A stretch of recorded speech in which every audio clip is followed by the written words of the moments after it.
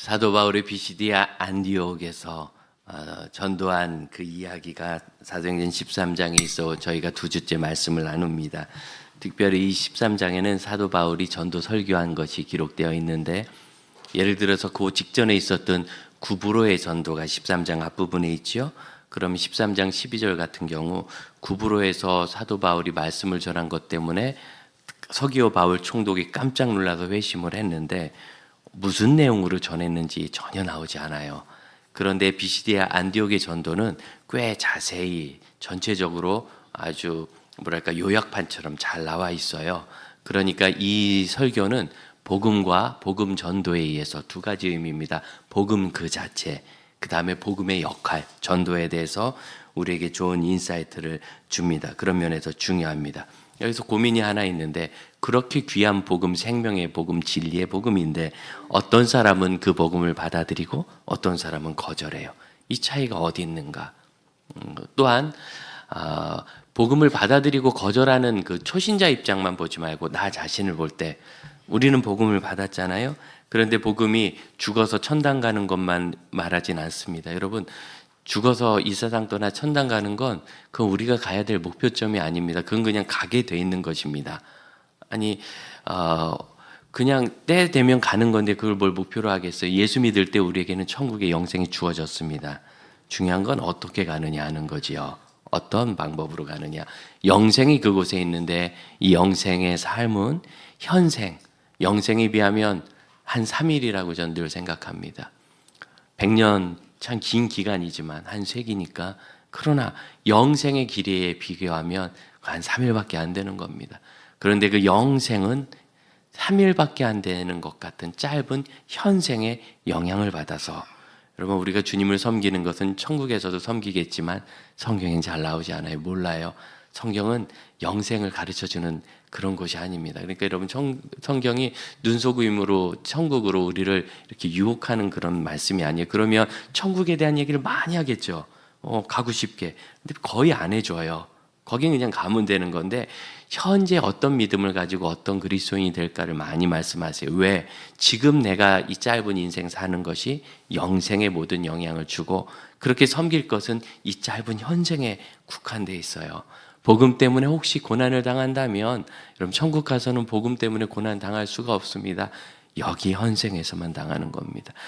예수 때문에 내가 뭔가 손해를 보고 오해도 받고 예수 때문에 내가 고생도 한다면, 여러분, 그건 천국에서는 없는 일입니다. 지금만 있는 일입니다. 그 일을 잘 하도록 돕는 것이 이 성경 말씀입니다. 그래서 이 복음을 내가 지금 믿었는데, 그러면 나는 이 복음을 왜 따르지 않는가에 고민을 해야 돼요. 무슨 이야기느냐면, 예수 믿으면 구원받아요, 죄 용서함 받아요. 아, 그렇군요. 저도 믿고 용서받고 싶어요. 우리 이것만 생각하는데, 그런 믿음 말고, 예, 저도 믿어요. 저도 구원받고 싶어요. 저도 구원받았어요. 그러면 그 복음에 합당하게 살고 있는가? 왜 우리는 복음을 믿는데 따르지 않는가 하는 이 고민이, 왜 예수를 믿지 않는가 하는 고민보다 더 크게 우리에게 있어야 돼요. 예수를 오래 믿었는데 아직도 애기 같고, 장로님 권사님이 되셨는데 애기 같고, 목사가 됐는데 그냥 일반적인 직무 보는 사람, 공무원 같은 마인드로 그렇게 사역한다면, 우리는 왜 나는 예수를 만났다면서 예수를 따르지 않는가에 대한 고민을 해야 되는데, 이 비시디아 안디옥의 전도 기사는 그런 내용에 대해서 우리에게 교훈을 줍니다. 먼저 누가 복음을 따르고 누가 복음을 따르지 않습니까? 42절과 43절을 보면, 이 안디옥에서의 설교로 인하여 사람들이 다음에도 이 말씀을 듣고 싶다. 자, 이게 부흥이죠. 하나님 말씀이 너무 좋아서 또 듣고 싶은 거예요. 말씀에 반응하기 시작하는 것. 그리고 이어서 많은 사람들이 그들을 쫓고, 바울은 그들에게 예수께 잘 붙어있고 은혜 안에 있으라고 예수를 영접한 거예요. 은혜 안에 살라고. 부흥이 일어납니다. 그리고 44절 보면, 이제는 온 시민이, 10만의 안디옥 시민이 정말 다라고 말할 만큼 보편적이고 편만하게 이렇게 다 구원받아 왔습니다. 특별히 이러한 부흥이 놀랍게 있다는 것은 이 복음이 얼마나 큰 진리인가를 보여주는데, 고민은 45절인 거예요. 유대인들은 그 무리를 보고 시기가 일어나서 바울을 반박하고 방해합니다. 자, 성경에서 시기라는 단어의 의미를 우리가 여러 번 살폈죠. 우리가 얘기하는 질투 이렇게 생각하시면 안 되고, 이건 내가 뭔가 열정이 있는 거예요. 열정이 있는데 내 생각이 옳다고 생각해서 하나님의 말씀에 대해서 반대하고 막는 거예요. 여기 있는 이 유대인들이 자신들이 생각하는, 특히 율법이죠. 율법을 옳다고 생각하고 할례를 받고 율법을 지키는 것이 옳다고 생각하는 열정이 강하니까 그것을 다르게 가르치는 바울 일행을 밀어내는 거, 이게 시기란 단어입니다. 그래서 성경에 있는 시기란 단어를 자꾸 질투로 생각하면 우리가 그 의미를 오해합니다. 유대인들이 속 좁아서 질투한 게 아니고, 그럴 거면 밖에서 온 바울에게 왜 회당에서 설교할 기회를 줬겠어요? 여러분, 여기 수많은 목사님들, 선교사님들 오가시는데 제가 그때마다 주일날 설교할 기회를 드립니까? 그걸 못 하잖아요. 제가 그렇게 해도 여러분이 기뻐하지 않을 거고. 그런데 여기는 지금 방문자인 바울에게 회당에서 설교 기회를 주었습니다. 사람들을 보내서. 그러니까 그들이 그렇게 속 좁아서 시기하는 건 아니에요. 무슨 이야기느냐면 본인들의 생각을 버리려고 하지 않기 때문에 그것과 다른 사도 바울 일행을 공격하기까지 열정적인, 자기 고집에 너무 충실한 것이라고, 자기 생각에 충실한 것이라고 이해할 수 있습니다. 그래서 그들은 거절하는 겁니다. 거절하는 이유가 여기 있죠. 자기 생각과 자기 삶의 방식을 바꾸려 하지 않기 때문입니다. 그럼에도 불구하고 46절 맨 마지막 보면 우리는 이방인에게로 가노라. 왜냐하면 47절 내가 너를 이방의 빛이 되게 하리라 하신 이사야서의 예언 말씀을 사도 바울은 자신을 부르신 말씀으로 이해했고, 그리고 48절입니다. 같이 한번 읽어볼까요? 이방인들이 듣고 기뻐하여 하나님의 말씀을 찬송하며 영생을 주시기로 작정한 자들은 다 믿어서 49절 온 지방에 다 퍼졌대요. 온 지방에. 그런데 50절 유대인들은 이번에는 권력을 동원해서 아마 물리력을 사용한 것 같아요. 그들을 박해하고 내쫓아버렸어요. 자, 그래서 지금 이 짧은 구절 안에 어떻게 열심히 예수님을 믿고 온 성이 다 예수를 따랐는지, 그런데도 그 와중에도 반대하는 사람이 어떻게 반대했는지, 반대했음에도 불구하고 오히려 더 기뻐했는지, 그럼에도 불구하고 여전히 또 반대하고 내쫓았는지, 지금 이게 계속 나오는 거 보이시죠? 그래서 성경은 누가 왜 믿었는가, 왜 누가 믿지 않았는가를 우리가 생각하듯이 그렇게 말씀하지 않습니다. 다만 여기서 우리가 좀 생각할 필요가 있는 단어가 뭐냐면은, 이방인들이 이 하나님의 말씀과 하나님께서 그들을 부르셨다는 말씀을 듣고 기뻐했다는 단어, 기뻐했다. 기쁨은 마음에서 솟는 거 아닙니까?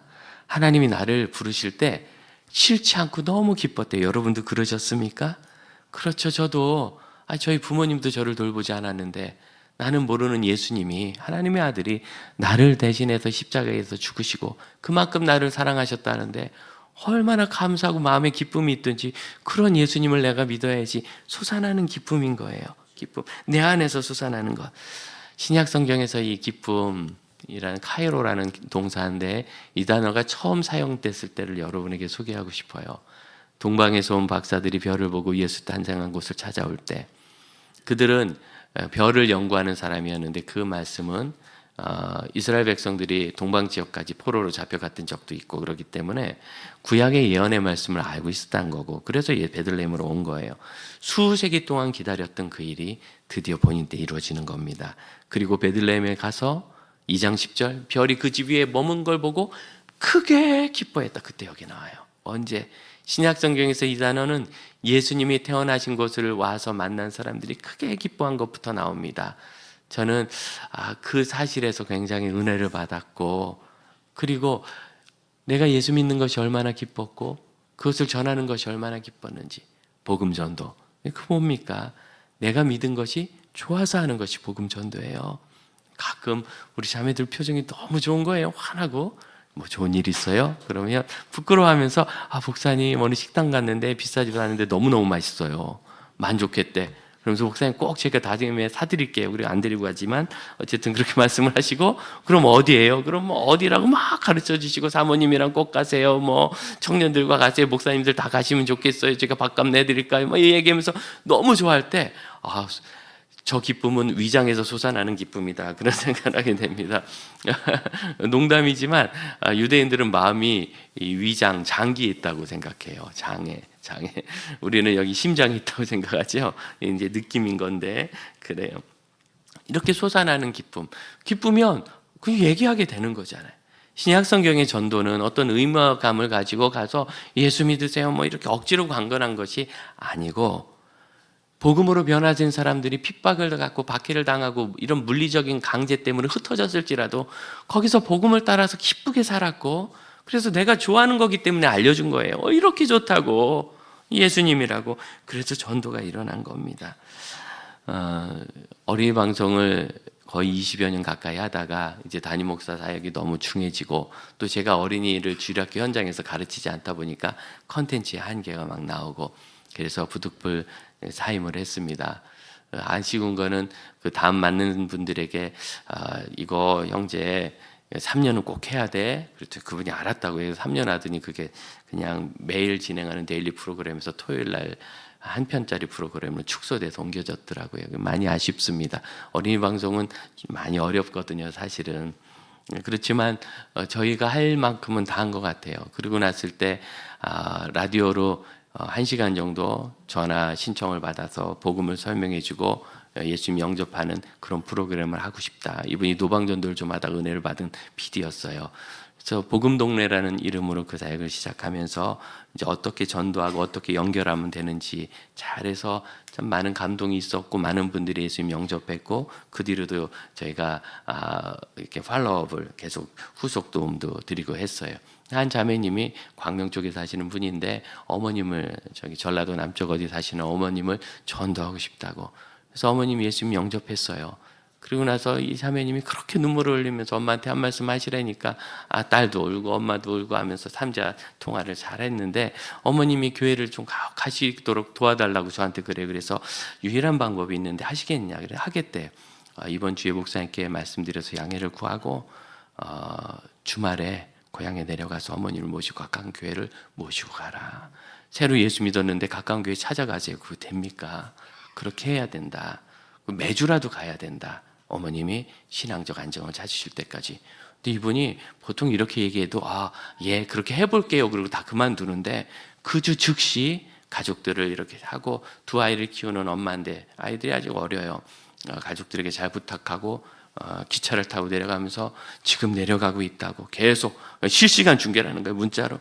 담당 PD가 좀 급해졌어요. 놀래고. 그래서 이제 계속 연락 오고 하고, 그래서 주말에 어머님과 함께 식사도 하고 1박 같이 하고, 딸 시집 보내고 둘이 아이 그렇게 잔 거 처음이죠. 그리고 나서 주일날 이 어머님이 혼자 되셔서 일도 하시느라고 식당 일을 하셨는데, 식당이 주일날 안 쉬는 식당인 거예요. 그래 이제 교회 예배 드릴 수 없는데 휴가처럼 이렇게 해가지고 하루를 비워서 그날은 가까운 예배를 갔어요. 교회를 저희가 소개를 했죠. 근데 그 교회가 너무나 놀라운 건 그 자매로 해서 주일 일부 예배를 새로 만들었어요. 7시 30분에. 없던 교회인데, 물론 이제 우리도 언젠간 해야지 하고 계셨던 건 맞아요. 그런 생각이 없는데 갑자기 한 건 아니지만 그래도 그 자매 때문에 만든 거예요. 그래서 그분이 주일마다 일부 예배를 드리고, 여러분 나를 위해서 일부 예배를 시작했는데 결석이 가능하겠어요?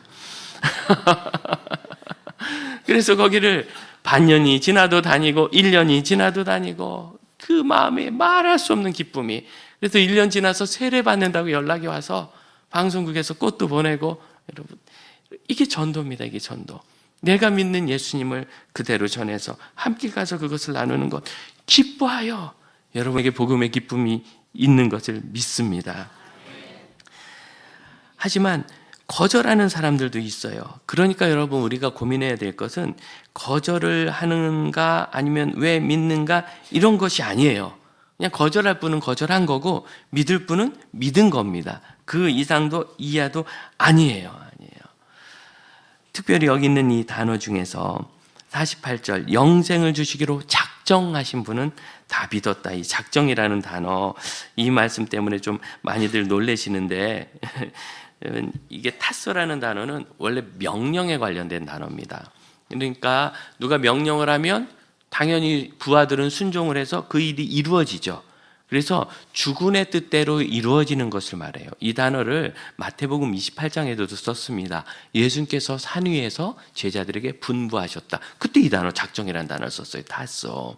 그리고 성경에는 우리가 흔히 생각하는 작정이란 개념은 한두 번밖에 없고 주로 무엇인가 결정한 일을 내가 이렇게 하기로 결정했다. 그러니까 이제 다 하는 거예요. 예를 들어서 바울이 지나가다 어디를 들리겠다. 그래서 거기 들린 거예요. 이게 무슨 작정이라고 할 건 없잖아요. 우리가 생각하는 신적 작정. 그런데 여러분, 예수를 믿는 과정이 이와 같습니다. 어떻게 되느냐면 똑같이 그 복음을 들었다고 다 예수 믿는 건 아니에요. 내 마음이 열리고 기쁨이 있고 기대가 있어서 나는 예수님을 영접하죠. 그런데 다른 분은 안 해. 그럼 여러분, 내 인지력이 뛰어난 겁니까? 그럼 내가 하나님 앞에 더 특별한 경건이 있는 겁니까? 나는 왜 내 마음이 열렸는지 몰라요. 그래서 이 작정이란 표현은 우리가 예수 믿은 이 일까지도 하나님의 은혜로 되었다는 전적 은혜를 강조하는 표현이에요. 그러니까 하나님이 작정하고 저 사람은 예수 믿게 내가 조정했다. 그런 건 착각입니다. 하나님의 그 의지를 우리에게 주셨을 때 우리가 잘한 거 있어요. 마음을 열고 하나님의 그 작정을 받아들이기로 한 거죠. 그런데 또 가만 생각해 보세요. 그때 내가 믿기로 결정한 건 내가 한 거 맞지요? 그래서 이것이 하나님이 결정하신 일이냐 사람이 반응한 일이냐 가지고 신학적 논쟁이 있는 거예요. 사람 중심이라서. 그런데 제 자신을 돌아볼 때 여러분도 똑같습니다. 가만 생각해 보세요. 내가 예수님을 구주로 믿기로 한 그 순간 무언가 계기가 있어도 내 마음이 열렸고 결정은 내가 했는데 내가 했다고도 못하고 하나님께서 나를 억지로 하신 것도 아니에요. 맞지요? 이것을 우리가 일일이 논리적으로 설명한 길은 없어요. 너무 신비한 과정이라. 하지만 분명히 우리는 그 신적 작정, 하나님 은혜의 작정과 우리가 그 은혜에 반응한 나의 결단이 함께 아무런 상호 침해 없이 존재하고 있다는 것을 알고 있습니다. 구원이 이렇게 신비한 일입니다. 그래서 하나님이 작정하신 분이라는 것은 당연히 하나님은 모든 사람이 구원받고 예수를 알아 천국 가는 데 이르기를 원하신다고 성경에 기록되어 있습니다. 그 하나님의 뜻에 대해서 우리가 반응할 수 있는 것, 이것까지도 하나님의 은혜니 여러분 믿음과 결단에 대해서는 이런 하나님의 은혜라는 것을 꼭 기억할 수 있기를 바랍니다. 그럼에도 불구하고 나는 예수를 발견했는데 왜 예수를 따르지를 못하는가? 이 비시디아 안디옥에서의 전도 이야기를 적을 때 우리 같으면 좋은 이야기 적고 나쁜 일은 뒤에다 그런데 하고 딱 부기할 텐데 13절에 보면 안 좋은 일을 먼저 적고 있어요. 버가라는 항구에 이르렀을 때 요한은 그들에게서 돌아갔다. 그 마가라는 그 유명한 요한입니다. 왜 돌아갔을까? 원래 요한은 안디옥에 있던 사람은 아닌데 안디옥의 선교팀에 포함됐습니다. 요한은 신약 성경에 유력한 사람이었어요. 그의 어머니인 마리아하고 아버지 이름이 나오지 않는 걸 보니까 아마 조실부모한 사람인 것 같습니다. 집이 상당히 컸어요. 베드로를 위해서 중보기도 하던 그 집이 요한의 어머니 마리아의 집이라고 적고 있습니다. 그리고 재산은 꽤 있고 아버지는 없는데 유대인은 아들로부터 그 집안의 모든 가업이 전수되지요. 그러니 얼마나 소중하게 키웠는지 아시겠죠. 그런 아들이고 그의 집이 그런 그리스도인들의 중요한 어떤 거처였기 때문에 많은 분들이 그곳을 지나갔고 바나바가 그의 사촌이어서 생질이라고 되어 있는 이 단어는 보통 사촌을 말합니다. 서양 사람들은 우리처럼 2촌, 3촌, 4촌, 6촌, 사돈의 8촌, 당숙 이런 거 안 따지고 그냥 부모, 형제 그리고 사촌 그 다음에 친척 뭐 이 정도로 얘기해요. 패밀리 멤버. 그런데 우리가 너무 이렇게 따지는데 그래서 사촌쯤 되는 이 바나바가 그 집에 왔으니 안디옥에서 사역을 하다가 바울과 함께 예루살렘을 위한 구제헌금을 가지고 예루살렘에 왔거든요. 아마 마리아의 집에 거했을 확률이 높습니다. 그리고 그들이 안디옥으로 돌아갈 때 12장 마지막 부분 보면 요한이라 하는 이 마가라는 요한을 데리고 가요. 요한은 히브리식 이름이고 이스라엘식, 마가는 라틴식, 그 로마식 이름입니다.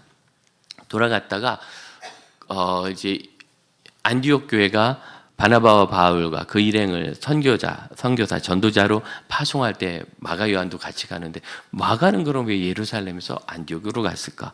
예루살렘은 변방입니다. 변방. 제가 살던 충남 서산군 성현명 오사리 같은 정말 구석입니다. 그러면은 안디옥은 서울특별시에 여러분 사는 송파구, 강남구 뭐 이런데 수서 어디에 또 여기 위례, 성남 이런 사람 잘 번잡하고 지하철도 다니고 이런 데죠. 예루살렘은 소읍이지만 안디옥은 로마 제2의 도시였습니다. 로마 인구가 100만일 때 안디옥은 60만이었어요. 어마어마한 도시입니다. 도시살이 하러 간 거예요. 저도 고등학교 3학년 때까지 불 떼고 소 끌고 다녔지만 대학 가면서 서울 와서는 이제 그런 일을 그만둬서 서울살이를 지금까지 이렇게 하고 있습니다. 시골 가면 여전히 저도 좋습니다. 물론 빨리 오고 싶지만 있을 땐 좋습니다. 마가는 아마 그런 도시살이, 어쩌면 신학문이라든가 그는 또 헬라어도 교육을 받았어요. 그래서 로마말을 잘했습니다. 그런 공부를 하고 싶었거나 아니면 안디옥에서 어떤 사업 같은 걸 배우고 싶었을지도 몰라요. 교회 일을 위해서 갔을 수도 있죠. 이유는 모르겠어요. 그런데 갔다가 바울 일행의 선교팀에 포함됐는데 사도행전 13장 3절에 마가 요한을 데려갔다 말씀하실 때 수행원으로 두었다는데, 이 수행원이란 단어는 중요한 조력자를 말합니다. 이렇게 말씀드리면 금방 알아요. 선교팀의 총무예요. 느낌 오시죠? 선교팀의 총무로 젊고 로마말 잘하고 똑똑하고 훈련 잘 받았으니까 그렇게 간 거예요. 구브로 섬에서 전도합니다. 구브로 섬이 아름다운 일을 제가 말씀드렸던가요? 구브로 섬은 아름답습니다. 여러분, 어떤 섬 가면 아름답던가요? 절벽이 많고 숲이 우터지고 그래야 아름답죠. 그럼 아름다운 거예요. 그 구브로 섬은 경기도만한 섬, 가로요 세로, 가로 길이가 한 100km 되는 큰 섬이지만 높이는 또 만만치 않아요. 2000m 가까이 됩니다. 한라산 높이만큼 높은. 한라산에 가는 조건이 이거래요. 한라산에 가자. 오르진 않는 조건으로 간다. 이렇게 거의 오르다가 잘못하면 의상해요. 그런데 그 구브로 섬을 가운데로 지나서 관통합니다. 시간 많이 걸렸을 거예요. 거기를 다 전도하고 동쪽 끝부터 서쪽 끝까지 갔습니다. 얼마나 고생했는지 느낌이 오시죠? 그리고 나서 배를 타고 버가 항구로 갔을 때 마가는 되돌아갔어요. 왜 들어갔는지 알 수 없어요. 향수병에 걸렸나, 다 큰 아이가 힘들어서 간 것 같아요. 안디옥으로도 못 갔어요. 예루살렘으로 자기 엄마 집으로 간 거예요. 실패지요. 한 줄 그 안에 간단한 한마디로 적었지만 비시디아 안디옥 전도에서 마가는 실패했다고 적습니다. 저는 이 13장의 마지막을 읽을 때 마가가 생각납니다. 제자들은 비시디아 안디옥에서 박해받아서 이고니온으로 쫓겨갔는데 어떻게 갔는가? 기쁨과 성령이 충만하더라. 기쁨과 성령이 충만해서 갔는데, 기쁨과 성령이 하나도 없을 사람이 기억나십니까? 마가. 꽤 긴 시간 예루살렘까지 여행했을 테니까 어쩌면 사도 바울 일행이 기쁨과 성령이 충만해서 이고니온으로 이동할 때 여전히 마가는 예루살렘으로 이동하고 있었을지 몰라요. 아마 그랬을 거예요. 두 그룹은 왜 이렇게 달라졌습니까? 삶의 방향을 잘못 잡아서 그런 거예요. 그들이 왜 선교하러 갔죠? 마가가 왜 그 팀을 따라갔어요? 사촌이 가자 그래서 갔습니까? 집안 어르신이? 아니죠. 13장 2절 주를 섬겨 금식할 때. 레이 톨게오라는 이 단어는 원래 일꾼, 직분을 맡은 사람이란 뜻입니다. 신약 성경에 딱 3번 나오는데 2번 더 나오죠. 한 번은 제사장들이 하나님을 섬긴다 할 때 이 단어를 써요. 그럼 제사장들이 하나님을 섬길 때 뭐예요? 제사 일을 하는 게 하나님을 섬기는 일을 하는 것. 또 한 번은 성도들이 복음의 사역자들을 섬길 때. 그래서 로마서에 보면 이방 교회가 예루살렘 교회 남은 사람들이 이제 다 복음 핵심 사역자들입니다. 다 죽고 도망가고 피하고 떠나가고 핵심 사역자들이 순교할 각오로 남은 그 예루살렘 교회를 섬길 때 그때 이 단어를 써요. 물질로 돕고 섬기고 실제로 그런 일들이죠. 우리가 왜 섬깁니까? 좋아하고 기뻐하니까 섬기잖아요. 특히 저희 사역자들은 우리 성도 여러분이 저희를 존중하고 한 것도 없는데 목사님, 전도사님 이렇게 부르고 나이도 많은 분들이, 머리 허연 분들이 이젠 나도 허여서 이 말도 안 되는구나. 그럴 때 참 민망하고 감사합니다. 저에 대한 건 아니겠지요. 구약 성경에 보면 이스라엘 백성들이 여호와를 섬기는데 보이지 않는 여호와 섬기느라고 숭아지 우상 만들도록 하지 않고 제사장들과 레위인들을 그들에게 두셔서 그들을 돌보도록 하셨습니다. 여러분이 목회자들을 돌본 그 모든 일이 하나하나 우리 하나님께 기억된 것을 믿습니다. 그리고 주께서 갚아주시고 복을 주시기를 바랍니다. 저희야 아무것도 아니죠. 저는 구약 성경을 읽다가 어느 날 한 제사장의 성읍에서 사울이 이방인 도액을 시켜서 제사장과 그 가족들을 전원을 몰살시킨 장면을 읽으면서 경악을 한 적이 있어요. 왜 경악했느냐? 제사장들이 칼 좀 잘 쓰거든요. 소, 양, 염소 다 잡는 거예요. 왜 대항하지 않았을까? 죽을 바에는. 그게 제사장들인 거예요. 그냥 놓고 성도들이, 유대인들이 당신은 제사장입니다, 존중합니다, 그럼 제사장 되는 거고, 저거 다 죽여라, 그럼 도살장에 끌려갈 양이 되는, 하나님은 저희를 그렇게 두셨는데 그들을 잘 섬기는 일이 마땅하다고 로마서에 그렇게 적고, 이렇게 섬기는 실질적인 일들을 이 단어가 써요. 그러니까 여러분, 이 사람들이 주를 섬겼다는 것은 그냥 주님 존중합니다, 사랑합니다, 예배합니다, 이 의미가 아니라 주를 섬겨 실질적으로 사역을 한 거예요. 사랑을 표한 거고, 제사장을 섬기는데 사랑을 표하는 거죠. 예루살렘 교회를 섬기는데 사랑을 표하는 거죠. 제사장이 주님을 섬길 때 직임을 수행한 거죠. 뭔가 일을 한 거라고. 무슨 소리냐면, 우리가 하는 모든 일이 하나님을 섬기는 일이 될 때 우리는 방향을 잃지 않게 되는 거예요. 그런데 어느 날 내가 이 고생하려고 여기서 이러고 있나? 나를 보기 시작하면 이 모든 일이 의미를 잃기 시작합니다. 우리가 주를 섬기는 건 언제 필요합니까? 내가 일에 동의하지 않을 때 필요합니다. 내가 하기 싫을 때. 목사가 언제 주님을 섬긴다는 생각을 하느냐? 오늘 예배가 너무 막 기대되고 내일 예배를 꼭 잘해야 되겠다 생각될 때는 약간 그냥 저도 성도 같아요. 그런데 내일 예배는 너무 자신 없고 못하겠다. 그럼 제가 도망갈 수 있나요? 그냥 해야지 뭐. 어려워도 해야죠. 그래서 어느 선생님이, 목사님 얼마나 힘드세요? 저도 교단에 설 때 하기 싫은 날이 있거든요. 그럴 때 진짜 하기 싫어요.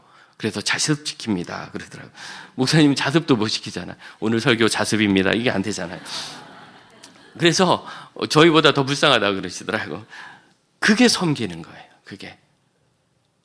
제가 말씀을 읽다가 너무 은혜가 돼가지고 이걸 좀 제가 경건 생활하는 것 같아요. 100번을 읽어도 이게 마음에 와닿지 않고 감동이 안 되면 정말 말 그대로 죽을 맛입니다. 그렇지만 내일 설교해야 되니까 뭐라도 억지로라도 적으면서 끙끙거릴 때, 여러분, 이게 주를 섬기는 거죠. 섬김은 언제 드러나냐면 그 섬을 가로질러서 고생할 때 드러나고, 더 이상 못할 것 같을 때 드러나는 게 주를 섬기는 거예요. 주를 섬기면 우리가 못할 일이 없고, 주를 섬기면 넘지 못할 산이 없으며, 주를 섬기면 참지 못할 일이 없고, 주를 섬기면 극복하지 못할 문제가 없습니다. 그것이 주를 섬기는 것입니다. 하나님은 이사야서에서 이렇게 말씀하십니다. 너희가 참 무수한 예물 드리는데 나에게 그것이 무슨 상관이야? 나는 이미 배가 부르다. 그렇지요. 제가 찬양대회 할 때 그 생각한 적이 있어요.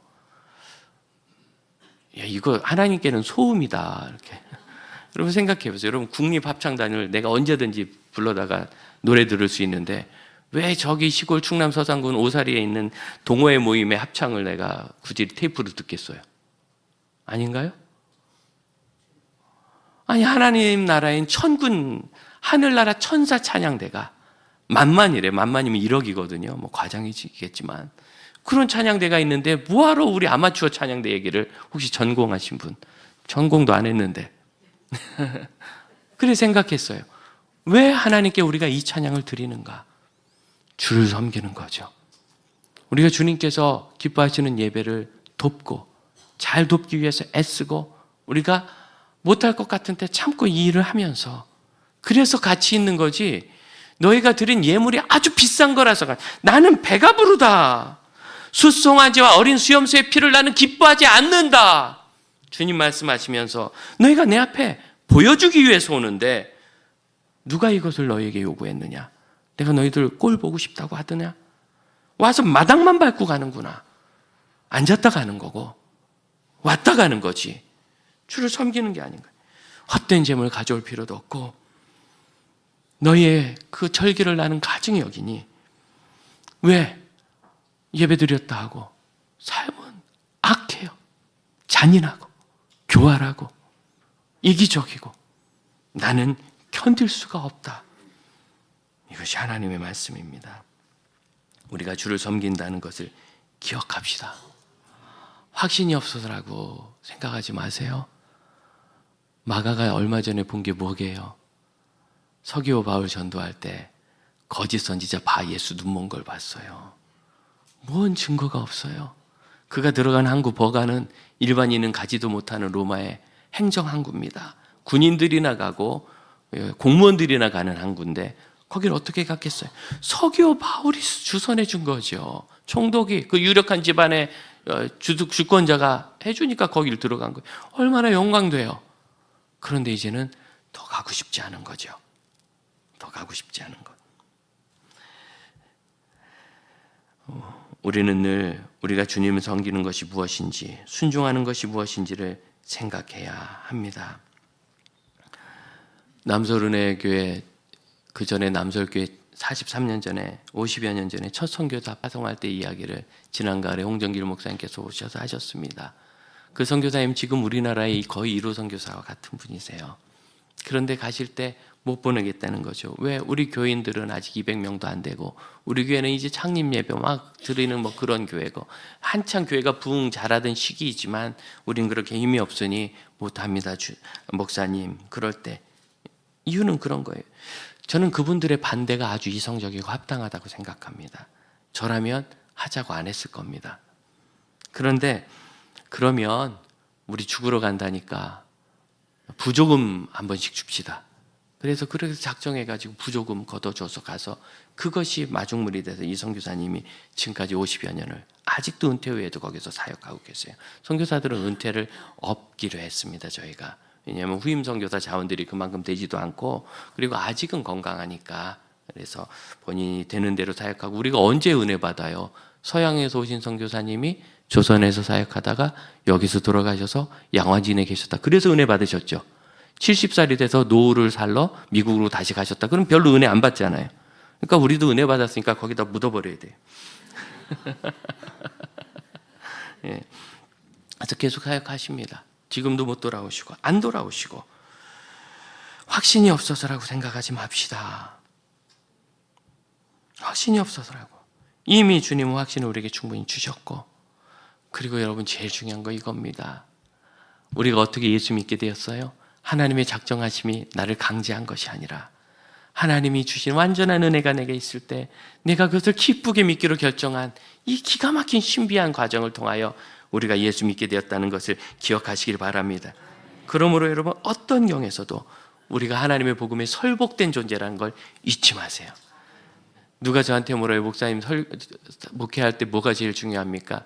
저는 눈을 바라보고 얘기합니다. 목사님 성도를 믿으십시오. 성도가 얼마나 진실하며 성도가 얼마나 하나님을 사랑하며 복음에 훈련되어 있는지 늘 도전을 받는지를 믿어야 합니다. 그런데 우리 교회 교인들은 그렇지 못해요. 그래서 당신이 필요한 겁니다. 그 믿는 것을 삶으로 가실 수 있도록 돕기 위해요. 여러분은 그런 분들입니다.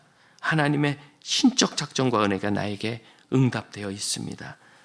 그러므로 여러분 내가 만난 주님을 섬깁시다. 우리가 왜 기도해요? 주님 섬겨서. 왜 봉사해요? 주님 섬겨서. 왜 우리가 이웃을 사랑해요? 이웃을 섬기는 게 아니에요.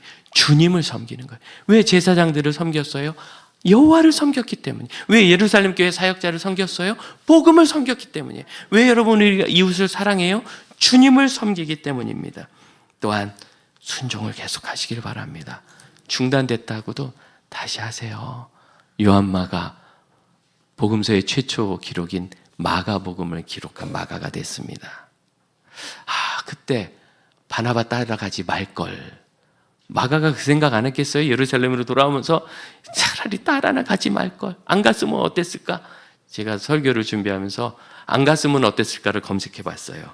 안 했으면. 그랬더니 뭐 이런 게 있어요. 그때 그 음식을 안 먹었더라면 그 다음에 그 사람을 안 만났더라면 그 전공을 하지 않았더라면 더 낫지 않았을까? 이렇게. 아니요. 그걸 해서 더 나은 거예요. 마가가 바나바 따라갔다가 돌아왔지만 이런 일 속에서 그가 성장해서 나중에는 베드로와 바울의 최고 제자가 됐어요. 내 소중한 동역자 마가라고 바울은 이야기합니다. 그래서 여러분 후회할 게 없어요. 후회할 게 없고 우리가 주님을 사랑하는 것을 기억하면 됩니다. 찬양하기를 원하는데 제가 어느 교회 가서 저녁에 오후에 헌신 예배 설교하려고 하는데 한 15분 찬양하다가 이 찬양을 마지막 부르는데 갑자기 성도들의 반응이 막 달랐어요. 그래서 제가 깜짝 놀랐어요. 왜 그랬지? 우리 성도들 마음에 이런 게 있다는 것을 우리가 아는데 드러냈구나. 우리 주님을 섬기는 것에 후회 없다고 내 평생에 가장 복된 일, 우리 마음에 있는 진실한 고백 주 앞에 드리기를 원합니다.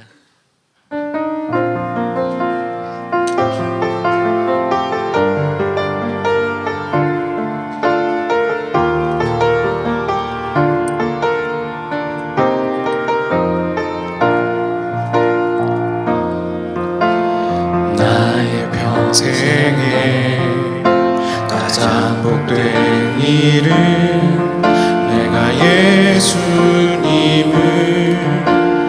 만난 것이라. 나의 평생에 가장 잘한 일은 내가 예수님을 주로 섬긴 것이라. 자리에서 다 같이 일어나겠습니다. 이 세상 살 동안 내가 걷는 길이 때론 험하여서 넘어질 때도 주의 강한 손이 나를 붙드시니 나는 예수님만 주로 섬기며 살리. 예수님만 주로 섬기며 살리. 나는 주를 섬기는 것에 후회가 없습니다.